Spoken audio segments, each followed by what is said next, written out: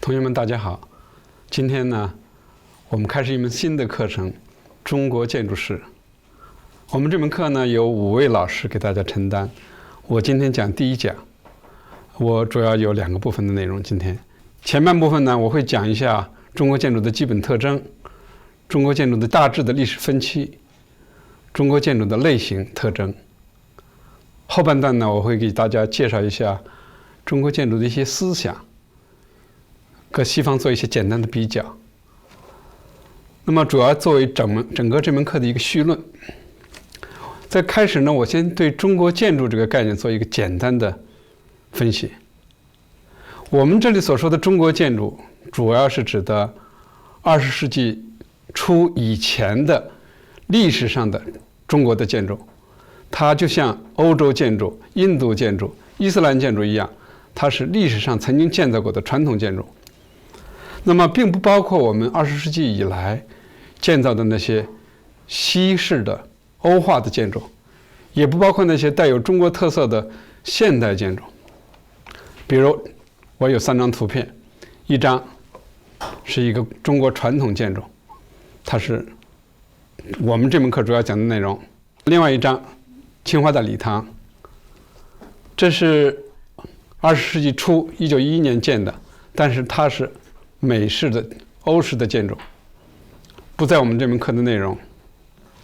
第3章我们看到了中山纪念堂，它虽然是中国风格的建筑，但是中国现代建筑，也不在我们这堂课的内容里。中国建筑属于东亚建筑体系。那么东亚建筑体系包括日本、朝鲜半岛和越南的传统建筑。但是呢，与日本、朝鲜半岛和越南的传统建筑相比，中国建筑呢更具有起源性和中心性的特征，而且它还具有造型、结构和地域风格上的多样性。日本、朝鲜半岛、越南呢，他们的传统建筑是受到中国建筑影响的。我们从这张图可以看出当时的明代的大致的这个东亚的范围。在明代的时候，相当于欧洲文艺复兴时代，中国的影响力所及还是很大的。我们看这几张图片，中国建筑它的基本的特征，它的屋顶、它的梁柱体系是很清晰的。那么我们可以看到朝鲜半岛的建筑，庆州的佛国寺，它的造型、它的结构跟中国建筑非常相近。第3章我们看到了日本法隆寺，它建造时代很久，历史也很长了，但是它仍然是属于东亚建筑体系的这样一个建筑物。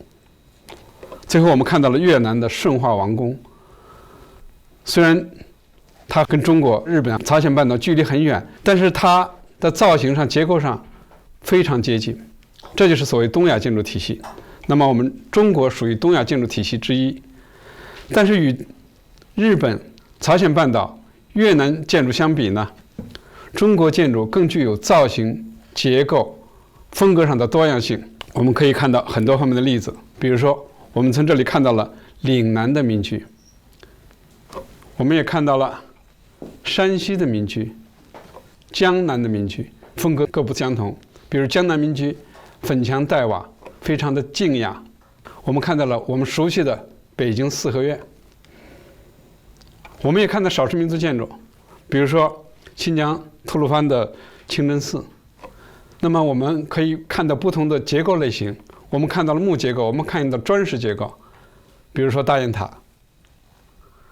那么同样是佛塔建筑，在不同地区有不同的风格展现。比如说我们看藏地的佛塔，那么造型完全不一样。我们还看到少数民族地区，比如傣族的佛塔，那么几乎跟中原佛塔完全异趣，这就说明中国建筑的多样性。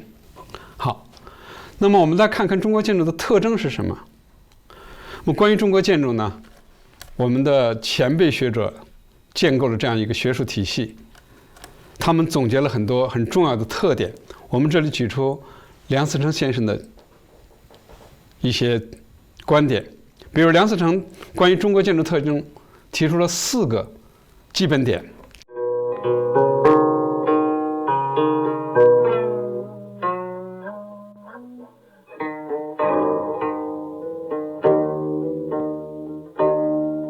我们看看中国建筑的基本特点。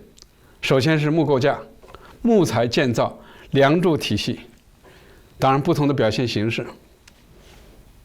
那我们看斗拱是中国建筑非常重要的一个部分，几乎高等级建筑都有斗拱，而且斗拱有时候在建筑起的作用非常的大。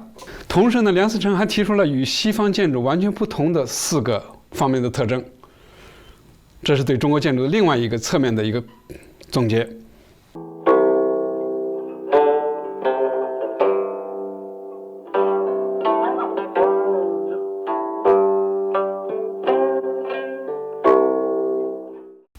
当然，建筑是一门艺术，所以梁思成先生呢特别强调了中国建筑的艺术的7个方面。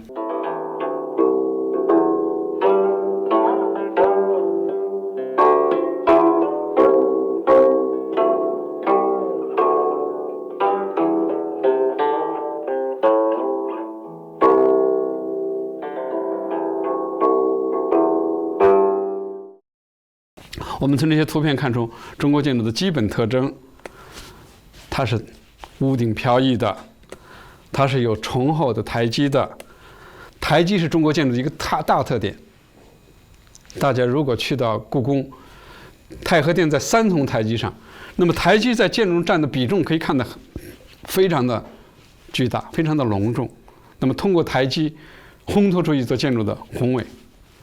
我们还可以看到前立面，中国建筑的前立面的玲珑透剔，阴影交叉，非常的美。同时，中国建筑是由层层院落组成的。我们现在还可以看到很多的建筑保存了这样一种风格。如果大家去山西王家大院，是吧？有很多很多的院落。我们到了福建的一些古大厝，仍然保存那种传统的院落的格局。另外，中国建筑从整体上看色彩斑斓，特别是皇家建筑，它的白色的台基、红色的墙和柱、黄色的瓦、檐下的青绿彩画，使整个中国建筑像一个非常多彩的一个珍珠。当然，南方建筑粉墙黛瓦又是一种特点。在故宫里，我们看到很多建筑色彩很丰富，它有时候不一定用红柱子，可能用绿柱子，用黄瓦，加上一些栏杆，非常的精美。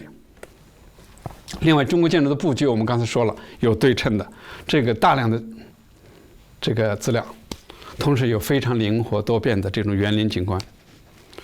但是，正如梁思成说的，在石结构上，中国走了一条不是很成功的路，但是是中国特色，把石结构当作木结构来对待。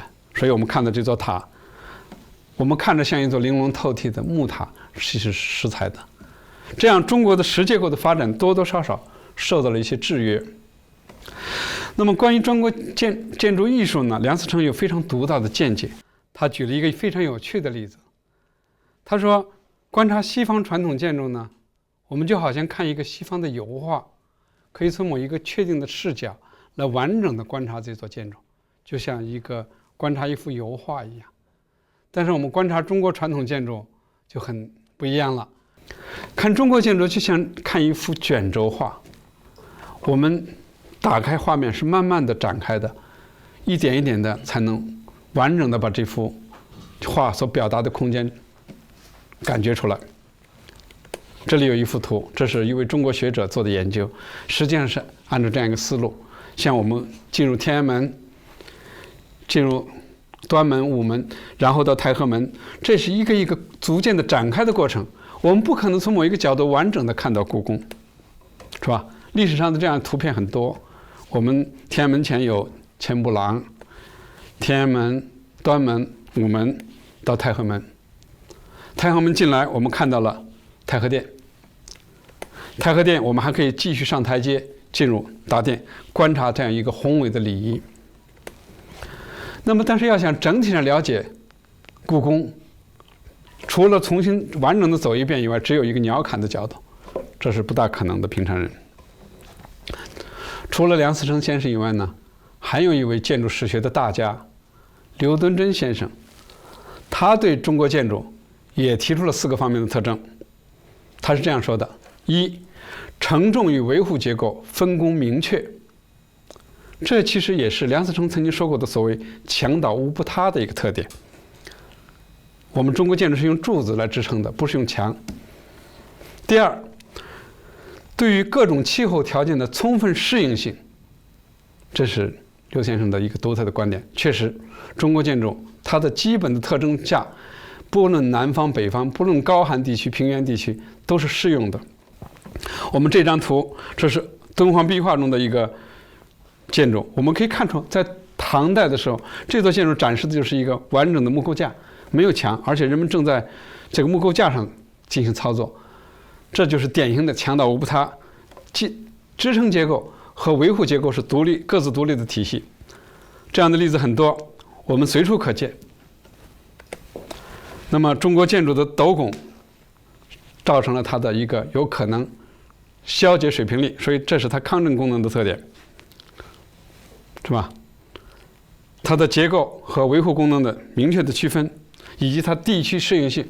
我们可以随便举出例子，刚才我们看到山西的建筑，我们可以看到云南大理的白族民居，其实在结构上和功能上，结构上和基本的造型上，跟山西建筑没有什么区别，但是两者相差几千里，地区差别很大。还可以看到安徽民居、浙江民居都是一样的。那么把两位前辈学者的观点呢加以总结，我们大概为我们这门课，我们归纳了5个特点，是前面2个先生都已经覆盖了的。这包括南方民居的粉墙黛瓦，北方皇家建筑的这种华美庄重，还有岭南祠堂建筑的那种繁荣造诣。我们可以看出各种各样的色彩处理。我们看图片，这是抬梁式结构，穿斗式结构。好，我们对中国建筑的基本特征有一个了解。那么中国建筑的历史是怎么样呢？我们讲建筑历史，我们理解它的历史怎么去理解呢？我们还是要引出前辈学者的一些分析来引导这个课程。